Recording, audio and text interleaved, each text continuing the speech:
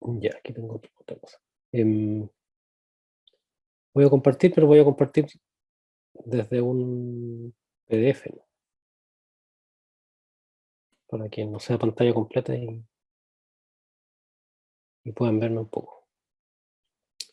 Recuerden que los que quieran o puedan encender sus cámaras pueden hacerlo y eh, quienes quieran preguntar o quienes quieran preguntar o decir, opinar, comentar algo pueden hacerlo también. Se ve ahí, ¿cierto? Sí, profe. Sí, Ya, bueno. Bueno, entonces les decía que vamos a hablar brevemente de justicia sanitaria y su relación o vinculación con el tema de la justicia social. Entonces, lo que vamos a hacer es revisar. Yo no sé si el año pasado vimos un poco esto, ¿no? Pareciera que no. Profe, disculpe. ¿Sí? Es que le puedo hacer una pregunta, pero en base a unas ¿Sí? definiciones que se dieron en las Sí, clases sí. anteriores. Sí. Ya para empezar, los derechos humanos, hablamos de quienes pueden violar los derechos humanos. En ¿Mm? las clases anteriores que tuvimos se habló que era el Estado, o sea, los funcionarios Claro. públicos. Se definían funcionarios públicos como todas las personas que reciben una remuneración con fondos fiscales, o sea, ¿Mm? fondos estatales.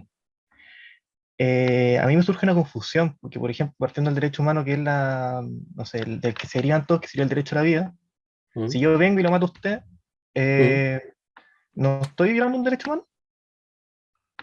No, No, no, está violando el derecho penal, seguramente. Claro. ya.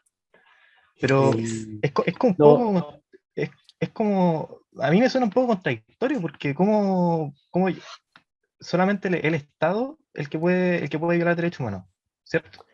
lo que pasa es que los derechos humanos, claro, son como unidireccionales, por así decirlo. Son desde el Estado o sus instituciones, o los que integran sus instituciones, hacia los ciudadanos, no al revés. Entonces, claro, los derechos humanos son el marco que regulan la relación entre los estados, sus instituciones, con los ciudadanos. Entre ciudadanos es el derecho interno de cada país el que lo regula. Ahora, Profe, ¿y hasta qué punto eso, llega eso? eso, Perdón, eso, eso disculpe. quiero decir un poco, que y las leyes o el derecho interno de cada país debiera estar basado en el marco de los derechos humanos.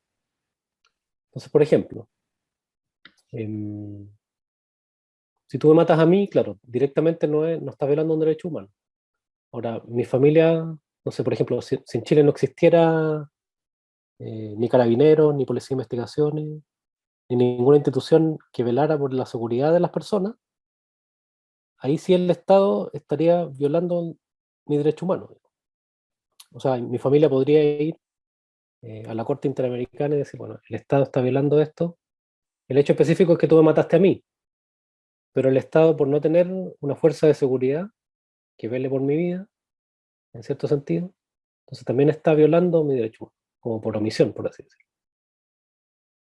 Profe, y ¿Sí? por ejemplo, si yo imaginemos que yo estoy titulado y estoy trabajando en un CEFAM, Mm, o sea, el Estado es un funcionario público porque el Estado me está pagando un sueldo, mm, y lo mata usted. ¿Ahí sí mm. estoy violando un derecho humano? Es distinto también porque no tiene que ver ahí con tu actividad laboral específica. O sea, si me matas de un balazo, no. Ahora, si me matas por una negligencia, Ahí sí.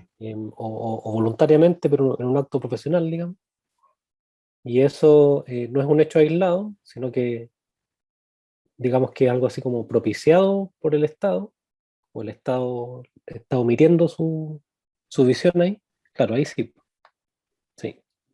Por ejemplo, no sé, si hay mucha gente que muere en X hospital por, por malpraxis, por ejemplo, un hospital público, claro, la gente puede alegar que el Estado está ahí violando los derechos humanos, no velando por la vida de esa persona, por su salud, eh, qué sé yo. Ahora, si un médico mata a un paciente a balazos, no, claro, ahí O sea, no. al final son como más dirigidas a las instituciones que a las personas. Como algo así, como que no abarca la particularidad. Parece que estarían como las leyes de los países, ¿cierto? Claro, tiene que ver con el Estado, sus instituciones y su estructura, digamos. La estructura de funcionamiento y cómo se regula esa relación entre el Estado y los ciudadanos. Y si es porque tiene que ser una cuestión más o menos regular, sistemática. em, Qué sé yo, por ejemplo, cuando una empresa contamina, pensemos en Puchuncaví o Quintero, qué sé. Una empresa privada contamina y está contaminando a toda una comunidad. Claro, ahí tampoco hay una relación entre el Estado y los ciudadanos directamente. Ahí las empresas violan el derecho humano porque, el derecho al medio ambiente limpio, qué sé yo, solo y a la vida, porque el Estado no está interviniendo para que la contaminación no suceda. Entonces, está alejándose Pero, de ese profe, ¿es mercado. el Estado entonces el que está violando el derecho humano o es la empresa? El acto específico es de la empresa, pero el trasfondo de eso, claro, es que el Estado no impide que la empresa lo haga. No tiene leyes que regulen eso, o permite que se haga, qué sé yo. Entonces, finalmente, el Estado es el responsable. Claro, el culpable es la empresa, pero el responsable es el Estado. O sea, habría que diferenciar entre el culpable y el responsable.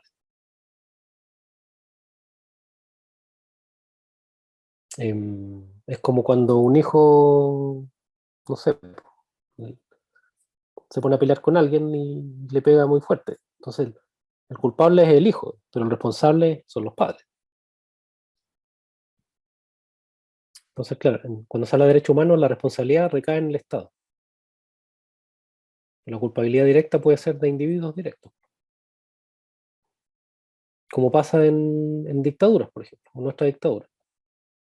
El Estado fue el responsable, pero los culpables fueron cada una de las personas que realizaron esos actos terribles.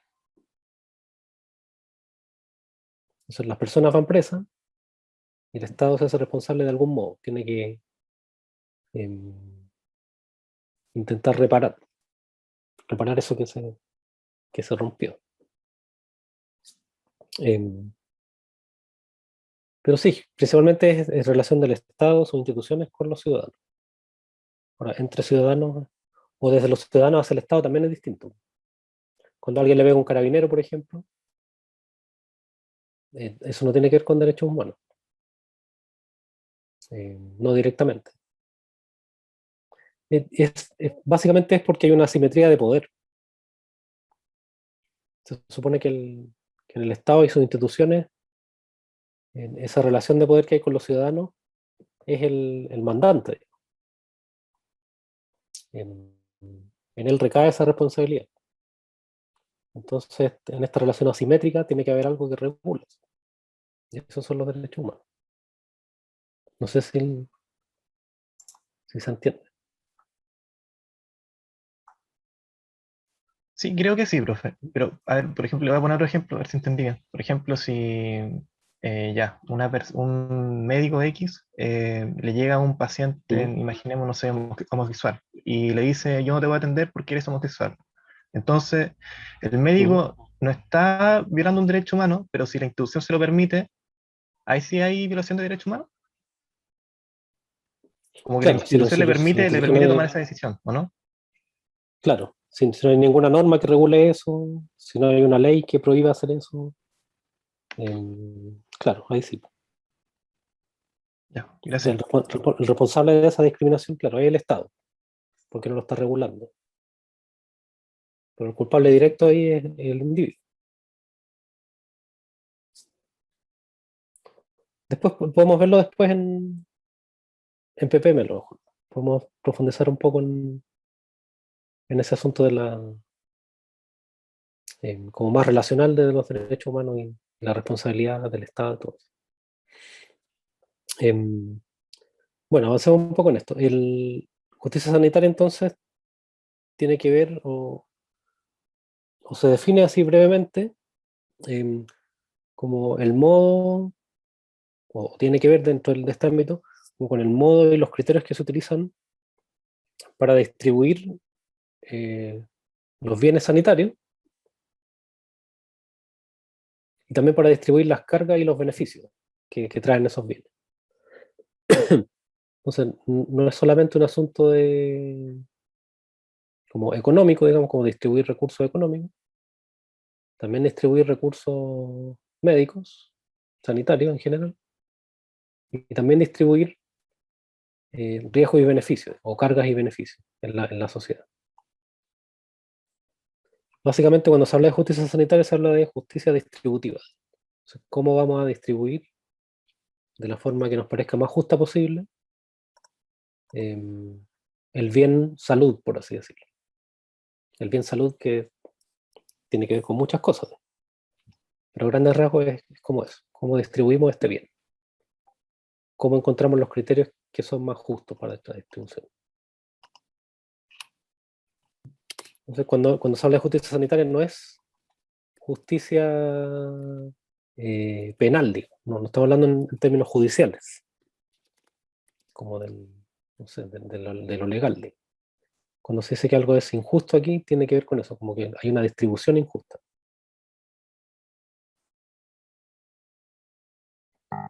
Entonces lo que quiero que revisemos brevemente es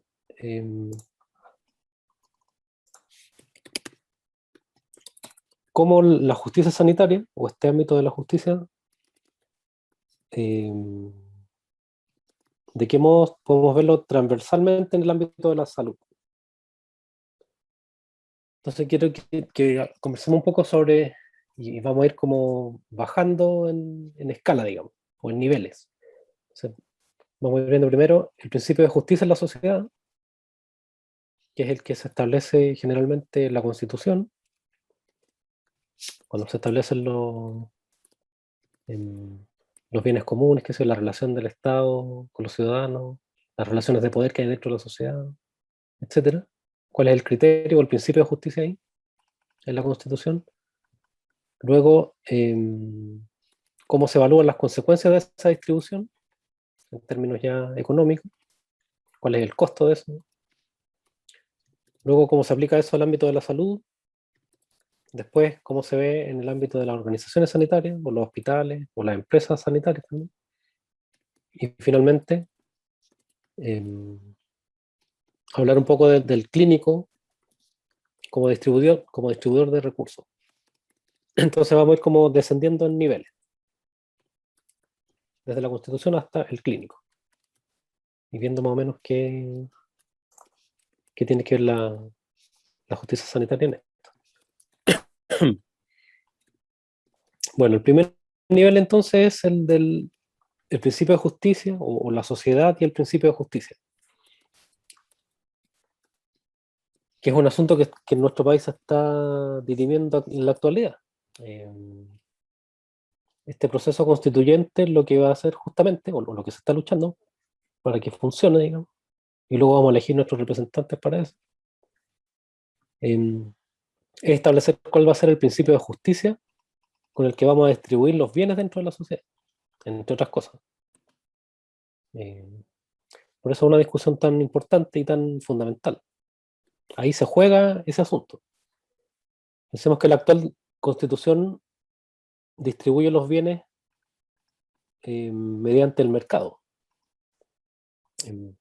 Cuando hablamos en la actualidad de la constitución chilena, y ese es uno de los problemas principales que tiene, cuando se dice que es un Estado subsidiario, por ejemplo, quiere decir que el Estado solo entra en la discusión de la distribución de bienes después que el mercado o los ciudadanos, digamos, ya lo han hecho. En este sentido, es subsidiario, como que es complementario, es posterior a que la distribución ya se hizo. Entonces, en ese sentido, no es un Estado, o no hay un principio distributivo ahí de justicia, sino que más bien es como, podríamos decir que es como conmutativo, o tiene otro sentido, que viene a tratar de subsanar las diferencias que se dan en la distribución previa, que ya ha hecho la sociedad. Si usted revisa la Constitución, es algo así como que existen unos entes intermedios, dice, existe el individuo y el Estado, y hay unos entes intermedios que son los que van a distribuir los bienes, dice la Constitución. Esos entes intermedios son las empresas, las instituciones no gubernamentales, no estatales. De ellos están a cargo constitucionalmente de distribuir los bienes. Y el Estado va a entrar a esa discusión solo cuando ocurran ciertos vacíos en eso, o cuando hayan bienes que no son distribuidos en la sociedad o que son menos interesantes de distribuir. Bueno, eso podemos revisarlo después cuando veamos si es que vemos un poco la Constitución.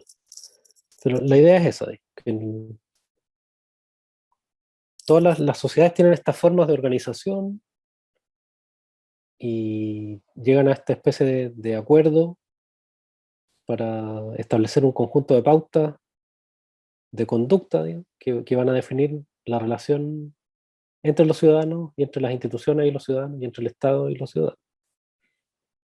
Porque este orden social no es natural, digamos, sino que es una creación humana.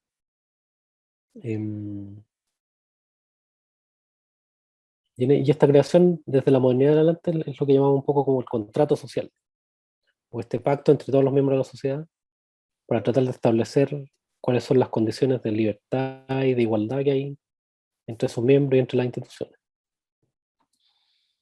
Realmente es como repartir o establecer el marco en el cual se va a desarrollar estas relaciones de poder y de distribución de bienes dentro de la sociedad. Ahí se juega todo eso. Entonces, por ejemplo, ahí se establecen cuáles van a ser los bienes sociales comunes. Y ahí se establece qué derecho vamos a tener a acceder a esos bienes y cómo se van a distribuir esos bienes. En la Constitución se juega todo eso. Entonces, ahí se establece lo que llamamos el principio de justicia. Ahora, en los estados más bien liberales, ¿no? Que es como el modo de gobierno más usual en Occidente, el principio de justicia que se intenta establecer siempre es más cercano a la equidad. Esa es como la palabra clave. Como distribuir desde una base de igualdad de oportunidades, y luego ir tendiendo hacia la equidad. O sea, que los que vayan siendo, o sea, los que vengan ya desfavorecidos, como por el azar de la vida, ¿no? El Estado pueda ir llenando esos vacíos, intentando hacer el asunto más equitativo. Entonces, el principio de justicia en este nivel es, bueno, el ideal sería la equidad. Principalmente observando el valor de la dignidad humana. Como que desde la dignidad humana surge la necesidad de distribución de bienes y recursos equitativamente. Entonces, a los que más necesiten, se les va a dar más, a los que menos, y también dependiendo de los bienes que sean. Entonces, ahí cada bien va a tener un modo de distribución interno distinto. Por ejemplo, se esperaría que el bien salud se distribuyera mediante el criterio de la necesidad. Entonces, el que más necesite salud o el que más le falte la salud, le vamos a entregar más recursos y más posibilidades de recuperación. Ahora, el bien educación, por ejemplo, necesita otro criterio. Ya no la necesidad, porque todos necesitamos educar. El criterio ahí puede ser, qué sé yo, el merecimiento, por ejemplo, o el mérito. El que más se esfuerza, el que más aumenta, bueno, va a obtener mejor, o más cantidad de ese bien, partiendo de una base, obviamente. Entonces, después, cada bien dentro de la sociedad va a tener un criterio distinto de distribución. Realmente eso es la equidad, como que cada esfera de bien dentro de la sociedad tenga su propio criterio y pueda ir distribuyéndose de manera justa, ajustándose a esos criterios. El problema principal en las sociedades actuales, sobre todo en la nuestra, es que no se atiende mucho al principio de equidad. Entonces, finalmente, el criterio económico es el que va a primar en todas las esferas. Si mientras uno más recursos o dinero tenga, va a obtener mejor salud o más del bien salud, va a obtener mejor educación, va a obtener mejores oportunidades, va a obtener mejor de todo, digamos. Ese es un problema de la injusticia en nuestro país, por ejemplo. No hay un criterio justo para cada esfera de la sociedad o para cada bien que vayamos a distribuir, sino que hay el mismo criterio para todos los bienes, que es el criterio que establece el mercado o el dinero. Ese es un problema que esperamos que la nueva constitución sane y que establezca cierta equidad en la distribución de los recursos y de los bienes y las cargas y los beneficios. Entonces, en el primer nivel se establece el principio, que decimos así como desde la bioética que debería tender a la equidad. En el segundo nivel, cuando ya se ha distribuido el bien, o los recursos, digamos, se va a evaluar las consecuencias económicas. Entonces aquí ya no es la equidad lo que prima, sino que es la eficiencia. Se busca que lo que se ha distribuido sea más eficiente. O sea, con menos que llegue a más. Eh, que también tiene que ver con justicia. O sea, después de tener presente la dignidad humana y la necesidad equitativa de distribución de bienes, hay que ver, después de distribuir eso, cuáles son las consecuencias y qué grado de eficiencia tuvo esa distribución. Entonces, digamos que en este ámbito más amplio de justicia y de justicia sanitaria, lo que debería primar son estos dos principios, o un principio y una consecuencia, como la equidad en primera instancia y luego la eficiencia. Una distribución de recursos que no es eficiente también es injusta. Por lo tanto, se necesita que sea una distribución equitativa, pero también eficiente. Y la eficiencia está en el ámbito de las consecuencias. Ahora, esto es complejo en el ámbito sanitario, por ejemplo, porque se tiende a pensar, o qué sé yo, los clínicos, por ejemplo, que son los que finalmente distribuyen muchos de estos bienes, también los pacientes lo exigen, esta idea de que uno tiene derecho a todo lo que necesite, sin importar los gastos. Em, pero cuando los recursos no son ilimitados, eso hay un límite. No podemos distribuirle todo a todos sin importar los gastos o las consecuencias de esa distribución. Entonces, el límite que es la eficiencia, intentar maximizar las consecuencias buenas y buscar el máximo beneficio para la mayoría. Obviamente eso va a ir dejando individuos o grupos de individuos un poco más rezagados. Entonces el Estado tiene que entrar ahí nuevamente a subsidiar eso. Pero si lo entendemos a grandes rasgos es un poco eso, como primero se busca la equidad, basados en la dignidad humana, y luego la eficiencia. El problema es cuando la primera parte no existe, como pareciera que es en nuestro país. Pareciera que lo que se busca generalmente en la distribución de recursos o de bienes es la eficiencia, ¿no? Sacarle mayor rendimiento a los recursos. Entonces se olvida un poco que los individuos tienen una dignidad y que esa dignidad exige una distribución equitativa. Hay una lucha ahí constante. Digamos que la gran pelea dentro de la justicia, del ámbito de la justicia distributiva, es esta pelea entre la equidad y la eficiencia. La equidad que proviene de la dignidad humana y la eficiencia que nos va a mostrar que no podemos gastarnos todo en unos pocos, sino que hay que tratar de gastar lo justo en la mayor cantidad de gente, que es un poco la discusión que hemos visto en pandemia. Eh, Cuando se habla como burdamente de este dilema que hay como entre la vida y la economía. Lo que se está diciendo es justamente esta pelea. Es como, del lado de la vida estaría como la dignidad humana y la equidad, como lo que todos necesitamos, y del otro lado estaría, del lado de la economía estaría la eficiencia, eh, que es una lucha que todavía se está dando. Eh,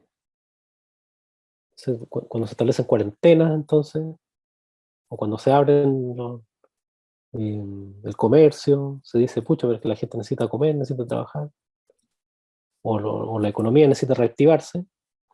Pareciera que ahí la dignidad humana se deja de lado, o no deja de importar la salud de las personas. Y cuando nosotros nos preocupamos de la salud de las personas, también nos recuerdan que para poder estar saludables y vivos también necesitamos comer, digamos, y producir recursos, riqueza. Entonces, hay un juego y hay una tensión constante entre estos dos asuntos, como el principio de equidad y la eficiencia. Que en el ámbito de la salud es gigante esa discusión. Y eso se ve finalmente expresado en el tercer nivel, que es la aplicación a la salud de esta discusión. ¿Cómo establecemos unas políticas de salud que distribuyan el bien, este bien salud, por llamarlo de algún modo, que distribuyan este derecho social de un modo equitativo pero eficiente también? Entonces, lo que se ha hecho en la mayoría de los países donde esta discusión se da relativamente como de modo racional eh, y participativo, es establecer lo que se conoce como un mínimo decente, como un mínimo decente de prestaciones, un mínimo decente de asistencia sanitaria, que siempre tiende a ser universal. Eh, a eso se refiere como con decente. Digamos. Lo decente es lo que más se acerca a lo universal. Es, por ejemplo, la distribución de las vacunas. Eh, Ahí se estableció como un mínimo universal, ¿no? Todos los que necesiten, todos los que quieran, de modo individual van a obtener la vacuna y luego, cuando la población, o sea, necesitamos cubrir un porcentaje de la población, entonces luego tal vez pueda ser incluso obligatorio para quienes no se han vacunado, porque necesitamos establecer ese mínimo universal.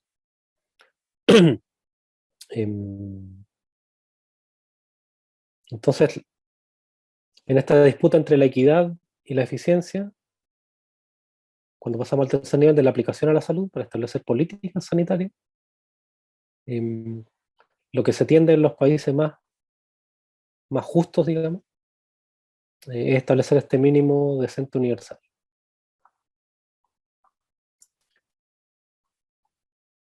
Nadie pregunta si se puede obligar a alguien a vacunarse, por supuesto que sí. Eh, Así como nos obligan a estar encerrados en casa, también nos pueden obligar a vacunarnos. Es por un Profe, asunto de... ¿Sí? pero ahí igual habría como un problema ético, ¿no? O sea, Sí, sí. porque el ejemplo es mi cuerpo, como que no me Mm, podrían obligar a como meterme algo externo por sí. obligación.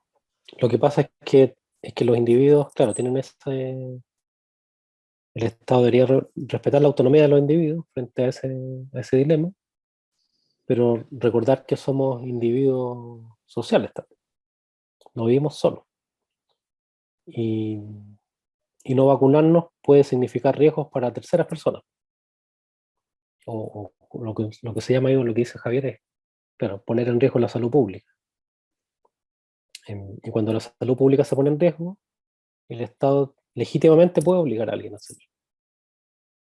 Eso es legítimo, porque lo que importa ahí es velar, claro, por la salud de todos, como dice aquí Pablo, o por la salud de la población. Ahí lo que, desde la salud pública lo que importa finalmente es la población, no los individuos. Todas las decisiones que se toman son a nivel poblacional. Entonces, qué sé yo, somos 20 millones de personas en Chile, necesitamos que el 85% esté vacunado, vamos a hacerlo. Primero, voluntariamente, y si no se cumple, bueno, obligatoriamente. Pero hay que hacerlo, porque finalmente es un bien para todos. Es un poco como no sé, como el servicio militar, o como la cuarentena ahora también. También es un problema ético fuerte, que nos obligan a estar encerrados, que nos coarten la libertad de movimiento. Y tiene que ver con un fundamento muy similar, que es nuestro movimiento, nuestra libertad, digamos, influyen en los terceros, en otros, en la comunidad. Por lo tanto, si yo me enfermo, puedo enfermar a mis vecinos, o a mis compañeros de trabajo, o a la gente en la calle. Entonces, hay una obligación de estar en casa. Cada una de cuando nuestros actos influyen en terceros, entonces ahí hay un nivel de obligatoriedad legítima. Cuando hay daño a terceros, posible. Cuando no, no. Que si pensemos en la eutanasia, por ejemplo. Es absolutamente legítimo desde la bioética que alguien pida, qué sé yo, que acaben con su vida, porque ese acto no va a dañar a un tercero directamente. En cambio, si yo me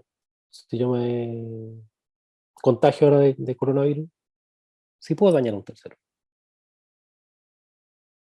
Entonces, ahí hay un límite de la autonomía. La autonomía tiene límites. Y uno de esos es el daño a terceros, en este caso a la salud pública.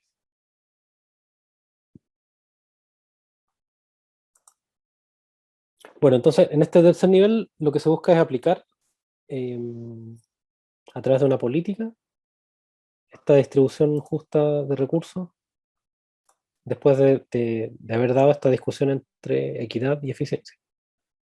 Y como les decía, lo que se establece en los países más democráticos y participativos es este mínimo universal decente, o mínimo decente universal, que es como un mínimo de prestaciones que van a estar garantizadas por ley, eh, para todo el que la tenga. Por eso es universal, para todos.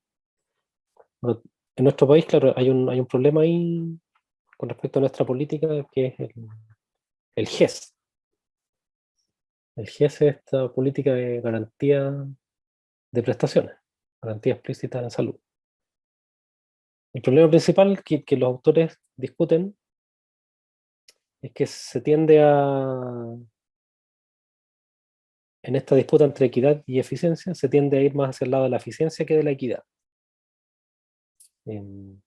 Porque lo que hace el GES es establecer un mínimo de prestaciones, que son un listado de enfermedades que, que el Estado eh, en la que va a ocupar los recursos económicos del país.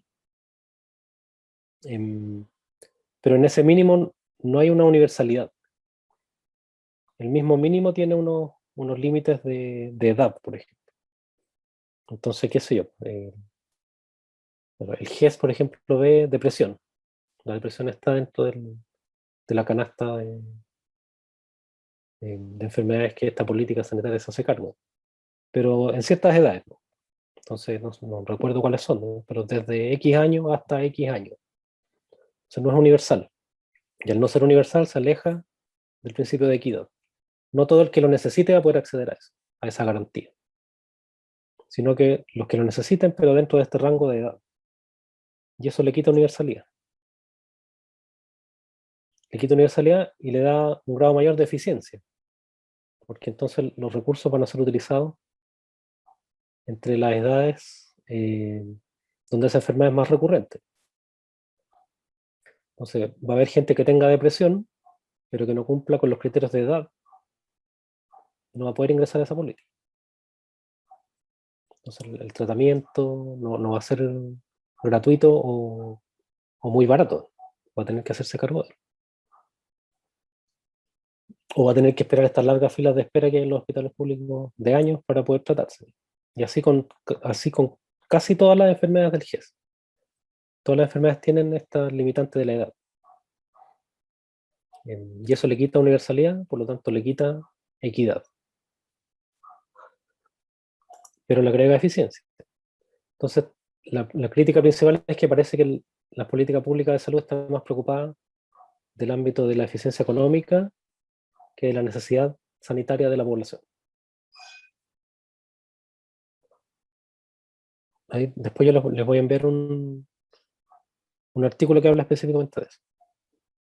Bueno, esa discusión se da aquí en el tercer nivel. Voy a ponerme un poco porque tengo clases en pocos minutos. Y el cuarto nivel es de las empresas sanitarias o las organizaciones sanitarias. Entonces, una vez que ya se definió el derecho a la asistencia sanitaria, y ese derecho se intenta aplicar a través de una política y las leyes,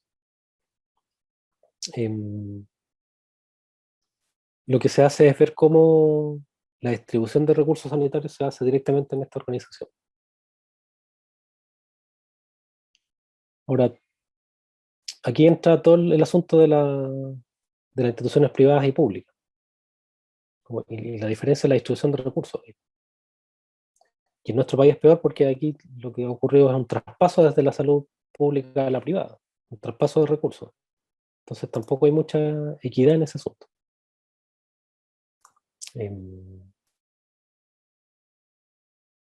Principalmente porque las instituciones privadas tienen como fin específico o como objetivo el lucro, digamos, tienen un fin lucrativo. Por lo tanto, necesitan, en ese sentido, son más cercanos a la eficiencia, digamos. Necesitan gastar los menos recursos posibles y aumentar al máximo los beneficios y la riqueza. Y las instituciones públicas tienden a hacer lo contrario, o deberían tender a hacer lo contrario. Abarcar la mayor cantidad posible de personas con los recursos que tienen. Entonces, no disminuir, o no principalmente disminuir el gasto, o no ver el gasto como una inversión, digamos, sino que tender a abarcar la mayor cantidad de personas posible. Y en ese sentido, el fin no es el lucro, sino que el fin es la rehabilitación, la salud y la vida de las personas. Entonces, ahí, dependiendo de si la institución es vista como una empresa o bajo esa lógica, o como una organización pública de salud, que es esta otra lógica de la equidad, es cómo se van a distribuir los recursos ahí. Que finalmente la distribución del bien salud. Y el quinto nivel es el nivel de los clínicos, como específicamente de las personas que trabajan en estas organizaciones, y de qué modo distribuyen los bienes ahí, cuáles son los incentivos para distribuir este o aquel bien, qué sé yo, pues cuando vayan al hospital se van a ir dando cuenta de eso. Y aquí también está toda la influencia de la industria farmacéutica, como de qué modo los médicos o los clínicos en general van distribuyendo medicamentos, exámenes, tratamientos, acceso a tal o cual máquina, a tal o cual tratamiento. Todo eso tiene un costo. Y ese costo entonces se gestiona o lo gestionan los clínicos muchas veces.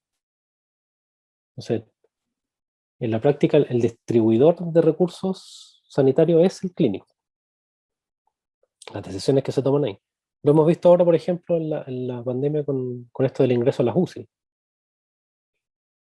Las UCI es un recurso escaso y muy caro, que hay que intentar maximizar su beneficio, ¿no? Entonces los clínicos son los que están decidiendo quiénes entran ahí. Ellos son los distribuidores de ese recurso. Y ahí hay un sinfín de problemas éticos también, que tienen que ver con la justicia. ¿Cuáles son los criterios más justos para ingresar o para distribuir ese recurso? Y de esa discusión no se hace cargo ni la Constitución, porque no puede, ni la ley directamente, sino que ahí in situ el clínico. Y en esta pandemia entonces hemos visto el poder que tienen y también la responsabilidad que tienen de la distribución de estos recursos, sobre todo ahí en la JUSI.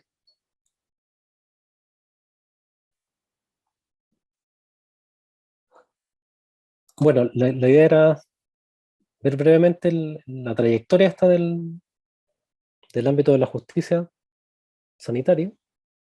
Entonces, atravesamos un poco desde la salud o el principio de justicia en la sociedad, la Constitución específicamente, y cómo tiene que dar cuenta de la dignidad humana y establecer un principio que se acerque más a la equidad, y luego ver cuáles son las consecuencias que tiene eso, por lo tanto, acercarnos más a la eficiencia,